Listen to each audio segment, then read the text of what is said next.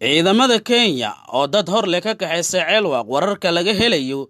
gobolka Gado ee koonfurta Soomaaliya ayaa sheegaya in mar kale ciidamada sida gaarka u tababaran ee Kenya una qaabilsan argagixisada la dirirka ay dad hor leh ka wateen gobolkaasi ilo dadka deegaanka ayaa warbaahinta u sheegay in ilaa 4 ruux ay ciidamada ka kaxaysteen deegaanka Daarusalaam oo hoostaga magaalada Ceelwaaq 4 ruux ay ciidamada afduubteen ayaa watay mootooyin ay kala degeen xilli ay ku socdaalayeen inta u dhaxaysa deegaanada Daarusalaam iyo Kuntun ragga ay kaxaysteen ciidamada Kenya 4 ruux oo mootooyin wata ay ahaayeen waxa ayna ku socdaalayeen inta u dhaxaysa Daarusalaam iyo Kuntun mootooyinka waa ay ka qaateen waana ay wateen ayuu yiri qof ka mid ah dadka ku nool deegaanka Daarusalaam oo hoostaga degmada Ceelwaaq ee gobolka Gado lama oga halka ay la aadeen ciidamada raggaasi oo magacyadooda lagu sheegay Cabdifataax Xasan Nuur Cabdullaahi Cali Dhicis Cabdifataax Diiriye Qorane iyo Maxamed Ibraahim Afey